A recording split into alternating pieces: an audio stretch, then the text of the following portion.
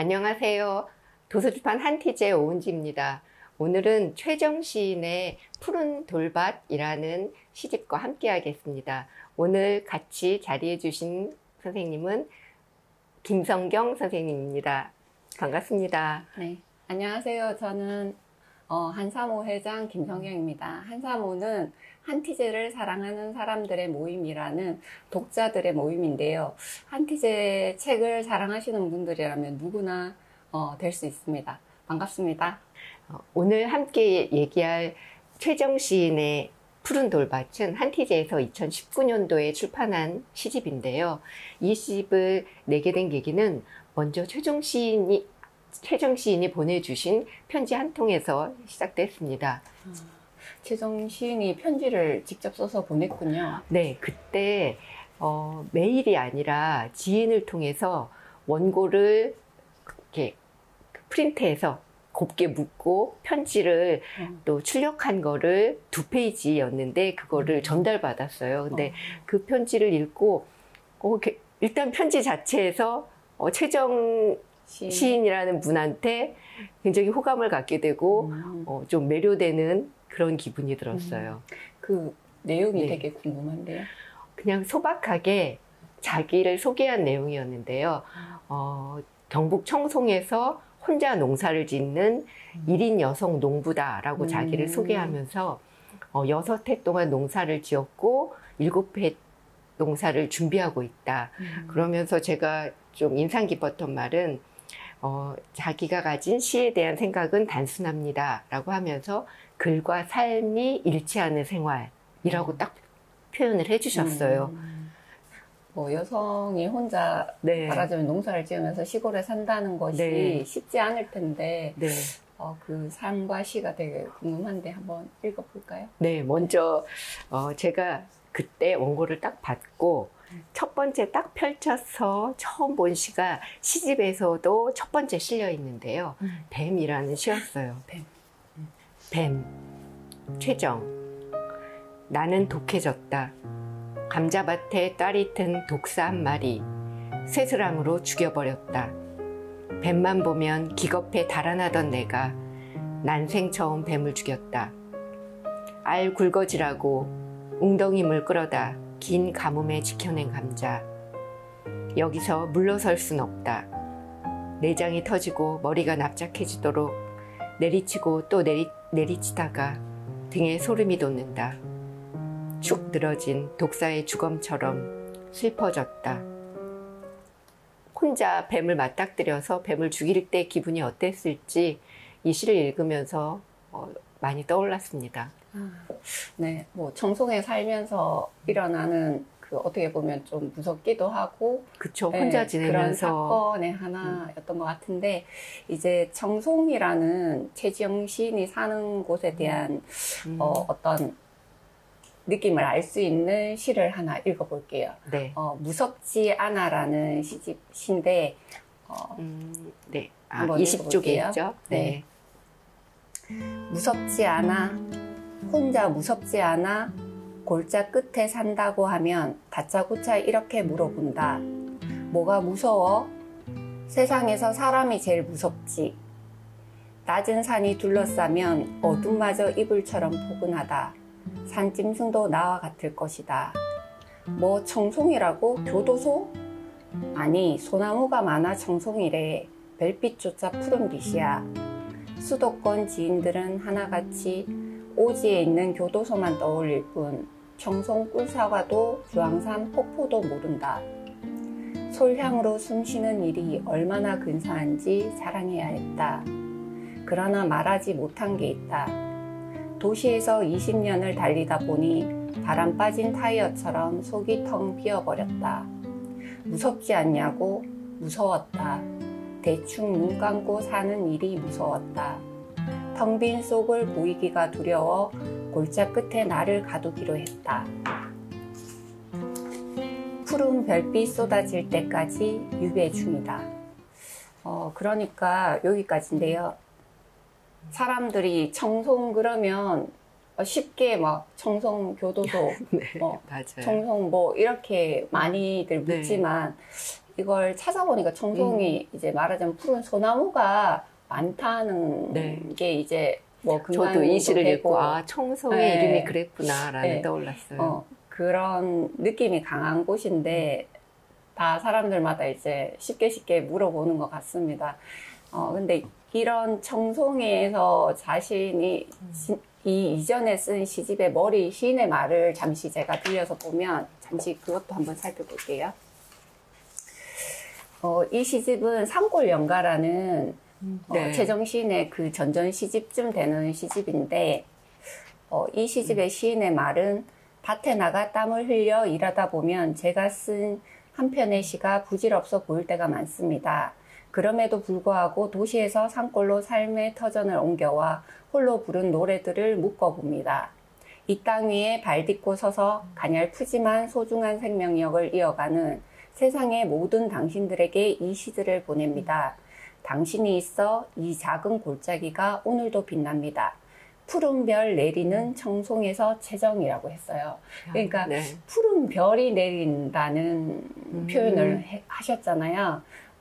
청송이 이제 이분이 생각하는 청송은 푸른 소나무도 많지만 푸른 별까지 내리는 곳이라는 네. 이런 눈으로 바라보고 있으니까 아마 아름답고 좋은 시들이 많이 나온 것 같다는 생각이 들어요. 그러니까 최정 시인은 아무 연고가 없는데 경북 청송에 찾아가서 살게 됐다고 그러더라고요. 그러면서 처음에 이 시집 원고를 보내면서 앞에 푸른 돌밭이 제목이잖아요. 그 자기가 얻은 그 땅이 돌이 굉장히 많았대요. 그래서 이 시집의 일부는 그 산골에서 그 돌을 골라내면서 굉장히 어렵게 같이 읽어가는 이야기가 많이 있고, 또 두 번째는 그렇게 혼자 농사 짓는 산골의 이야기, 그리고 세 번째는 좀 잔잔한 시편들, 그리고 네 번째는 또 나머지 다른 이제 남은 시들을 좀 모아서 시집을 구성했다라고 원고를 보내주셨어요. 그래서 저는 앞에 말씀드렸지만 그 편지와 또 이 원고를 읽으면서 정말 이분의 시집을 내고 싶다는 생각이 들었고, 한티제 시선의 편집위원 선생님들도 보시고 참 좋은 시다라는 얘기를 해주셨어요. 이 시집의 뒤에 보면 그 문학평론가 최현식 선생님이 써주신 추천사가 있는데요. 그 추천사 중에 감자싹이라는 시를 언급을 해주셨어요. 무엇보다도 이제 최정 시를 보면 시골에서 농사를 지으면서 그 자연 앞에서 굉장히 겸손하고 겸허한 자세를 보여주는데, 이 시에 나오는 무거운 말씀 감히 받아 적었다라는 그런 그 문구를 인용하시면서 그런 그 최정 시인의 시세계를 말씀해 주셨는데요. 제가 그 감자싹이라는 시를 한번 낭송해 보겠습니다. 감자싹은 28페이지에 있어요. 감자싹 조금씩 갈라지고 있다. 씨감자 심고 덮어준 흙이 가늘게 떨린다. 흙을 밀어 올리느라 애쓰기를 사나흘. 흙 틈으로 누르스름한 얼굴 가까스로 내밀고 하는 말. 간신히 살아간다. 무거운 말씀 감히 받아 적었다. 따가운 볕 아래 감자싹은 한나절 만에 푸르댕댕해진다. 진초록 잎으로 부풀어 오른다. 그러니까 네. 이거는 감자싹은 푸른 돌밭에 있는 감자에 관한 시잖아요. 그쵸. 네. 그러면 그 이전에 최정 시인이 산골 연가에서 감자를 어떻게 노래했는지 그건 제가 찾아볼게요. 네, 두 번째 시집이죠. 산골 연가가 푸른 돌밭이 세 번째 시집이고. 네, 산골 연가 감자꽃 필 무렵이라는 시가 있어요. 네. 이걸 한번 읽어볼게요. 지금 당장 하고 싶은 일은 당신 손잡고 숲속 오솔길 산책하는 일. 그러다 푸른 나뭇잎 부딪히는 소리에 까르르 웃어보는 일. 바위 밑에 핀 이름 모를 작은 꽃 함께 오래오래 들여다보는 일. 큰 풀 뽑아주던 내 손은 점점 건성건성 감자꽃이 이 마음 알아챈 걸까? 연보랏빛 꽃 모가지 외롭고며 일제히 바람 따라 고개 돌리네. 그 이전 시집에서는 네. 약간 한마디로 이거 보면서 좀 딴 생각하는 시인의 마음을 감자꽃이 눈치채는 네. 그런 느낌이었는데 좀 관조적이기도 하고 좀 즐거워요, 그죠? 네. 근데 이 이후에 이제 농사에 지치셨는지 이쪽 네. 감자싹에서는 좀 조금 무거워졌어요, 그죠? 그 시인도 그런 얘기를 하더라고요. 두 번째 시집은 이제 처음 농사를 짓고 혼자 있으면서 이제 감성적인 마음좀 시집 두 번째 시집에 많이 담겼다라고 하고, 세 번째 시집은 조금 더 단단해진 자기 내면을 맞아. 드러낸 부분이 많다라는 얘기를 하셨어요. 저는 잠깐이지만 1년 동안 귀농을 했었거든요. 귀농이라고까지 말씀을 드릴 수 있으려나 모르겠는데, 그때 그 아이들하고 남편하고 그 의성 작은 마을에 가서 1년 동안 농사를 지었는데, 네, 사진 봤어요. 굉장히 촌스럽더라고요. 이 이제 시집을 읽으면서 그때가 떠오르는 시도 있더라고요. 그때 정말 떼약볕에 고추 모종 심고 또 고추 심을 때 얼마나 뜨거운지 농사 지어 보신 분은 아실 거예요. 그 파라솔이 달려있는 작은 자전거 같은 거를 타고 앉아서 하기도 하고, 또는 이제 또 엉덩이에 그 방석 같은 거를 매달고서 그쵸. 네, 마늘 싹을 이렇게 고랑이 그 비닐 멀칭한 데에서 싹을 빼내거나 이럴 때 쭈그리고 앉으면 힘드니까 그런 거를 하고 하기도 했는데, 이 푸른 돌밭이라는 시집 안에 고추를 심으며라는 시집을 시를 읽으면서 그때 고추 농사를 지었던 생각이 났습니다. 그 고추를 심으며라는 시 한번 읽어볼게요. 네. 고추를 심으며. 고추 심는 주말이면 심부름하는 척하다 가방 싸들고 텅 빈 학교로 도망치곤 했지. 흑투성이 낡은 작업복처럼 살지 않겠다고 영어 단어 줄줄 외웠지. 자루가 미어지도록 말린 고추를 머리에 인 엄마를 따라 나선 것은 새 옷 한 벌이 필요해서였어. 장사꾼과의 흥정을 멀리서 훔쳐보던 나는 엄마가 창피했었던가, 고추값이 떨어져 속상했었던가. 중년이 되어서야 다시 고추를 심는다. 흙을 덮어주면서 학교로 도망치던 내가 덮여졌으면, 멀리서 훔쳐만 보던 내가 덮여졌으면, 허리가 뻐근해지도록 덮여지지 않아 흙투성이 장갑처럼 널브러진 날, 무섭도록 푸르러지는 봄날 한가운데.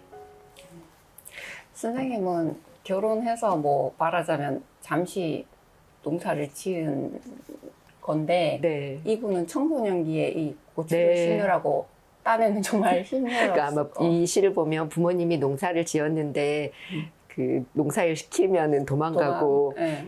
그랬다는데, 최정 시인이 자기 소개한 글을 보면 이제 그 국문학을 전공하고서 국어 강사로 아예 10여 년 정도 그렇죠. 네, 꽤 잘 나가는 네, 강사였다라고 하시더라고요. 그러고 나서는 이 삶이 아니다라는 생각을 하고서는 다 이제 버리고 농사를 짓는 걸 결심을 하고 홍천에서 2년 정도 농사를 배우고서는 그 경북 청송에 자리를 잡았다고 그렇죠. 들었어요. 그러니까 그렇게 그 부모님의 농사를 돕기 싫어서 도망치던 자기가 중년이 돼서 다시 고추를 심으면서 자신의 삶을 돌아보는 시를 읽으면서 저는 뭐 잠깐이지만 그 고추 밭이 얼마나 뜨겁고 힘들었는지, 그리고 그때 초등학생, 중학생인 저희 아이들도 데리고 같이 고추밭에 갔는데 그때 아이들 기분은 어땠을까 이런 생각도 들고 그랬습니다. 선생님 그 얘기를 들으니까 이제 최정 시인이 서울에서 말하자면 학원가에서 네. 잘 나가던 선생님이었는데 시골에 가서 갑자기 네. 외딴 집에 돌들을 완전히 골라내는 그런 험한 네. 밭을 얻어서 농사질 수 있는 농부가 되었잖아요. 네. 그러면 농부가 된 것도 된 거고 뭐 시인으로 말하자면 자기가 그 밭을 일구는 셈이기도 한데 그 최정 시인의 팔자가 시인의 팔자인지 농부의 팔자였는지 모르겠어요. 네. 여기 시 중에 사주팔자라는 시가 맞아요. 있어요. 사주팔자라는 시가 있어요. 제가 한번 읽어볼게요.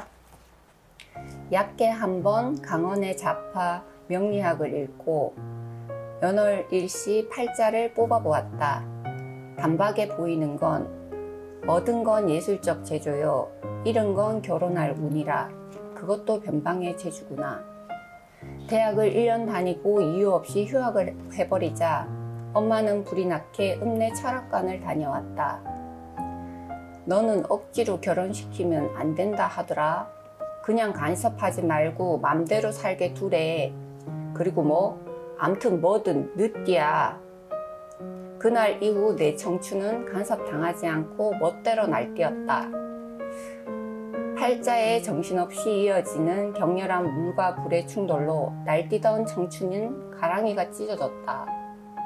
사람은 다 지 팔자대로 사는겨. 이 말을 한 귀로 흘리고 늦깎이 산골 농부가 되었다. 물불 사이에 흙을 쌓아 나만의 땅을 만들었다. 아슬아슬한 경계에서 시를 쓰기로 했다. 그러니까 이분이 그렇게 고추밭에서 도망다니고 하다가 네. 산골에 혼자 가서 농사를 지으면서 시인이 된 거잖아요. 네, 맞아요. 네.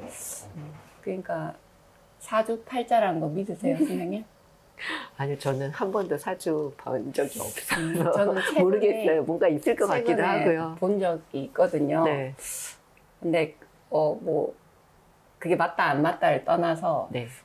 한번 보는 것도 재미있다. 아니면 좋은 네. 부분도 있는 것 지인들이 봐준 적은 있는데 진짜 이제 전문가가 하시는 곳에 가서 복채를 드리고 이런 사주팔자는 본 적이 없거든요. 그렇죠, 뭐. 그래도 그것이 뭐 어떤 확률상이고 그래서 아주 비과학적인 건 아니라는 얘기도 하고 그래서 그렇죠. 저도 뭔가 기회가 되면은 봐도 재밌겠다 이런 생각은 하고 있어요. 그러니까 이분이 말하자면 자기가 시를 쓰고 농부가 되어 있는데 네. 거슬러서 이제 예전에 자기가 사주팔자를 본 것을 떠올리면서 그쪽으로 이제 더듬이를 이렇게 짚어보다 보니까 네. 내가 엄마가 결혼도 하지 말고 늦게까지 뭐 이렇게 하라고 네. 얘기를 했던 게 맞는 게 아닌가 이런 생각을 하시는 것 같아요. 근데 뭐 여튼간에 산골에 가서 이렇게 그 계기로 아슬아슬한 경계에서 시를 쓰기로 했다라는 이 다짐이 사주팔자로 인한 것인지 아니면 본인의 결심인지는 모르지만 아무튼 좋은 시집을 내는 그러게요. 계기가 된 것 같습니다. 이 푸른 돌밭을 내고서 이 시집을 주목하고 언급해 주신 분들이 이후에 좀 많았어요. 그래서 저희가 시집을 내고 나서 굉장히 뿌듯했습니다. 최정 시인의 시를 그래도 우리가 조금은 알아보고서 내실 수 있었구나라는. 저도 읽을수록 그렇게 느꼈어요. 네. 제가 또 한편. 그리고 네. 선생님 그 창비에서도 소개가 네. 되지 않았나요? 네, 지난 창비에서 또 최정 시인의 시를 굉장히 다루는 글이 실렸었는데 제가 오늘 그 창비 책을 집에서 가져오는 걸 깜빡했습니다. 그리고 또 한편 또 읽고 싶은 시가 있는데요. 이 시도 읽으면서 제가 농사를 지을 때 이게 얼마나 고단하고 힘든 일이었나가 좀 떠오르는 시였어요. 70쪽에 있는 주경야독이라는 시였는데요. 농사를 지으면서도 최정 시인은 열심히 책을 읽고 시를 쓰고 글을 쓰는 분이라는 걸 곁에서 알게 되었는데요. 이 시를 보면서 그런 최정 시인의 모습이 떠오르기도 했어요. 주경야독. 가장 큰 행복은 노곤한 몸을 누이면 깊고 깊은 잠에 빠져드는 일. 달빛에 눈부실까 창에 커튼을 치고 어둠의 입자를 덮고 잠드는 일. 거칠게 찢어지는 고라니 울음도 개 짖는 소리도 금방 적응되어 골아 떨어지는 일. 자는 시간이 전혀 아깝지 않고 포근한 어둠이 되는 일. 가장 아쉬운 일은 가벼운 농부 주머니로 실컷 책을 사볼 수 없는 일. 책을 곁에 두더라도 농사철엔 한 줄도 읽히지 않는 일. 온 힘을 다해 몸을 쓰면 머릿속이 백지장처럼 하얘져서 지적 욕망이 사라지는 일. 삼시세끼만 궁리하는 일. 낮에 밭을 일구고 밤에 책을 읽는 게 좀처럼 쉽지 않은 일. 시를 들으니까 이 최정 시인의 하루가 눈앞에 그려지네요. 사실 굉장히... 주경야독이라고 하지만 낮에 그렇게 농사일을 하고 밤에 책을 읽는다는 게 쉽지 않은데 그럴 때 하루 종일 땡볕에서 일하고 나면 밤에 편안히 눕는 게 가장 행복한 일이잖아요. 그런 그 마음을 솔직하게 담으면서도 또 책을 읽고 싶어하는 이런 마음이 또 담겨 있어서 좀 마음이 저는 뭉클했어요. 그리고 뭐 가장 아쉬운 일은 가벼운 농부 주머니로 책을 네. 실컷 사볼 수 없다고 얘기를 하셨는데 네. 혼자 농사를 짓다 보니까 아무래도 소농이겠죠, 그죠? 네. 네. 그래서 그 최정 시인은 지난달에도 저도 그 소식을 받았는데 단호박 농사를 지어서 단호박 팝니다 하면은 지인들한테 이제 단호박이 나왔다고 메시지도 주시고 그러는데요. 단호박을 팔면서 본인의 시집도 같이 주문하면 같이 보내주고 이런다고 하더라고요. 그래서 시집과 맞아요. 농산물을 같이 그 파는 시인. 제가 먹어본 단호박 중에서는 사실 제일 맛있었어요. 정말요? 네, 저도. 그 올해는 뭐 네. 지금 매진이라니까. 네, 제가 그렇잖아도 하는데. 어제 좀 더 홍보를 해드릴까 하고 연락드렸더니 올해 단호박이 많이 나오지도 않았지만 어쨌든 지인분들이 다 이제 구입하셔서 남은 단호박이 없다고 그러더라고요. 내년을 기약해서 네. 좀 많이 잘 팔렸으면 좋겠네요. 네, 그래서 또 가끔은 지인들, 이웃들이 파는 청송 사과도 있습니다 하고 알려주실 때가 있어요.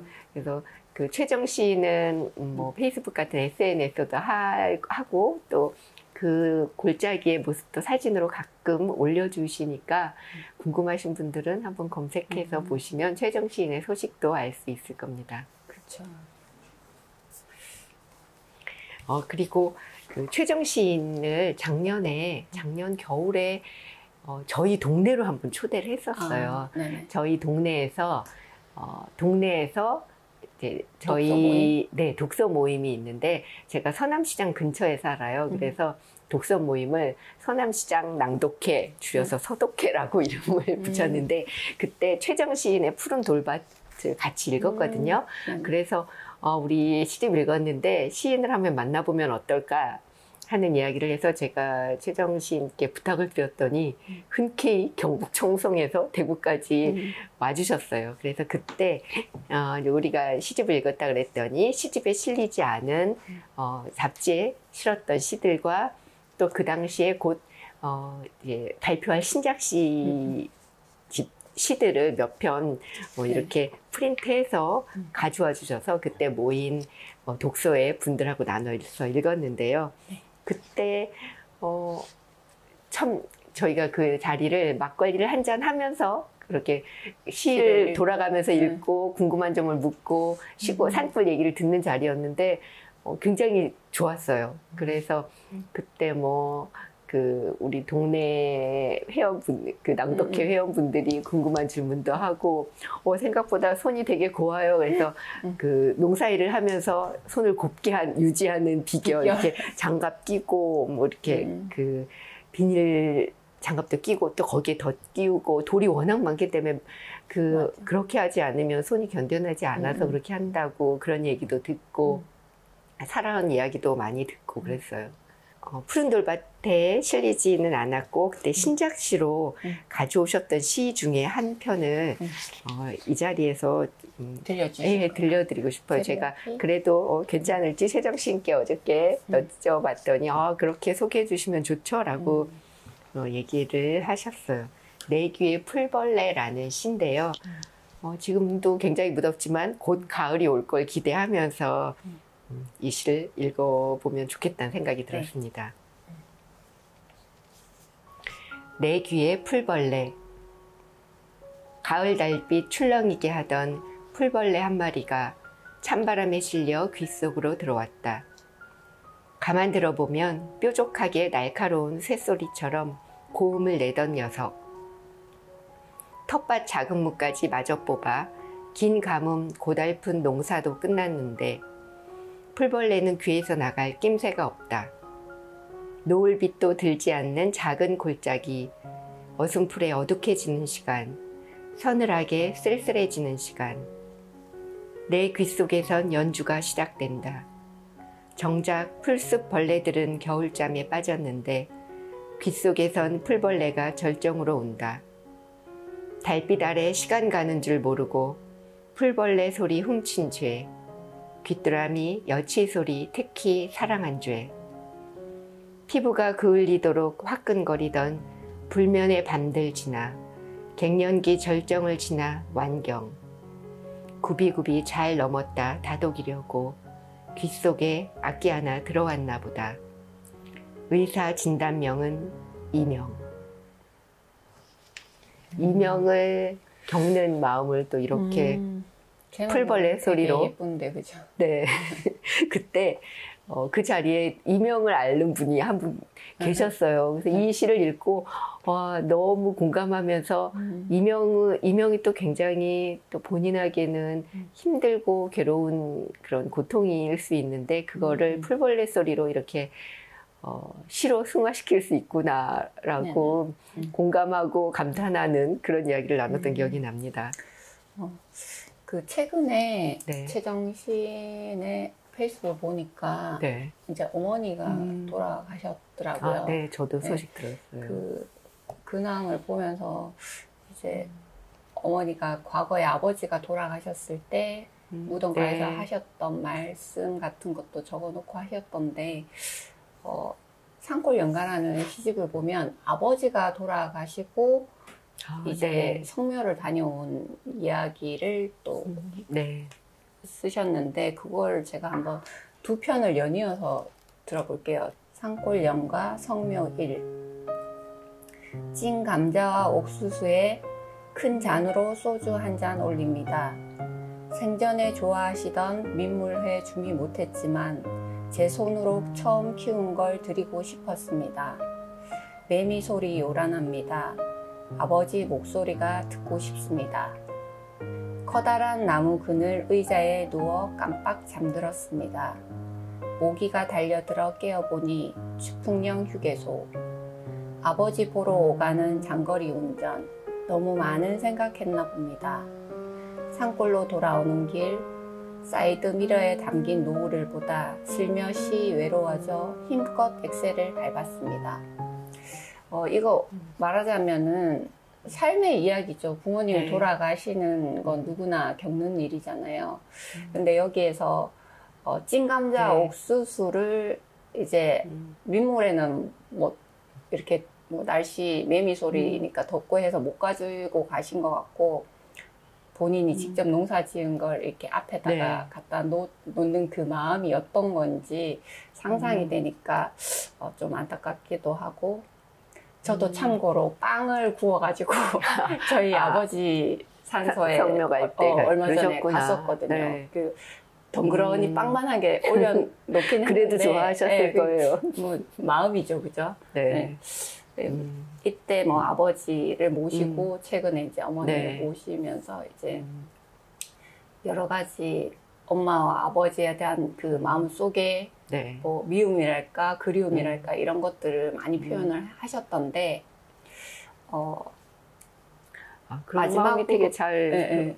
드러난 것 같아요. 제가 왠지 눈시울이 뜨거워지네요. 네네. 그러면서 이분이 저는 마지막으로 막차라는 시가 있는데 네. 이 시를 한번 읽어보고 네. 얘기를 좀 이어갈게요. 막차 이 말은 나를 설레게 한다. 시외로 가는 차표를 끊곤 했다. 여고 2학년 하숙생 시절 낯선 곳을 떠도는 방랑자처럼 나의 설렘은 차창에 부딪히는 바람을 가르며 질주했다. 아직 도착하지 않은 나의 미래가 엉킨 실타래처럼 창밖으로 펼쳐졌다. 그러나 알고 있었다. 하숙집으로 돌아오는 막차를 타게 되리라는 것을. 돌아올 곳이 있다는 건 늘 다행이었다. 어둠의 입자처럼 착 달라붙어 캄캄한 차창 응시하며 돌아오는 길 다시 얌전한 아이가 되곤 했다. 막차 이 말은 아직 나를 설레게 한다. 이 마지막 차를 탈까 말까 위태롭던 그 막막함이 문득 그리워질 때가 있다. 겨우 잡아탄 막차처럼 또 내 인생은 흘러갈 것이다. 지금 최정 시인의 마음이나 뭔가 인생은 계속 흐르고 있다는 느낌 속에서 이 시가 저는 되게 좀 좋더라고요. 그래서 여고 2학년 때도 혼자 말하자면 시버스를 타고 막 말하자면 돌아다니다가 그런 울적한 마음을 달래고 돌아오는 시 그런 게 그려져요. 보는 것 같은데 지금 이때도 뭔가 겨우 막차를 잡아탄 것처럼 인생을 흘려보내듯이 청송에 와서 뭔가 인생을 이어가고 있는 모습이잖아요. 네. 거기에서 그 이후에 푸른 돌밭이라는 시집이 탄생을 했고 그런 것 같습니다. 선생님이 이제 뭐 마지막 시 네. 제가 마지막으로 시 한 편 더 소개 드리면서 마무리할까 하는데요. 가을에 먹을 양배추라는 시를 낭송해 볼게요. 저희가 뭐 문학평론가가 아니니까 절대 아니에요. 그 최정 시인의 시 세계를 뭐 깊이 소개를 해드리거나 뭐 해설을 해드릴 수는 선생님, 없지만 우리는 같은 소농 경험자잖아요. 저도 텃밭 소농 4평 지금도 지금은 안 하는데 너무 힘들어서 못하겠어요. 그리고 성경쌤은 또 농촌에서 자랐죠. 그런 기억들이 좀 나신다는 얘기도 전에 하셨어요. 이 시는 그 최정 시인이 그 돌밭에서 그 힘들게 농사를 지으면서 그렇지만 그 힘들게 지은 농사를 고라니에게도 좀 양보하는 그런 따뜻한 마음이 담겨 있는 시예요. 그래서 최정 시인이 혼자 이렇게 자기 삶을 개척하고 혼자 농사 지으면서도 이제 어느덧 이제 뱀을 죽일 때처럼 단호하고 무서울 때도 있지만 또 그 작은 감자싹이나 고라니를 볼 때 좀 따뜻하고 너그럽고 자연을 품어 안는 그런 마음도 이 시인이 갖고 있구나, 품고 있구나 이런 거를 느끼게 해주는 시였어요. 가을에 먹을 양배추. 손톱만큼 자란 양배추 싹을 쏙 뽑아 먹었다. 모종판에 찍힌 작은 발자국, 새끼 고라니가 틀림없다.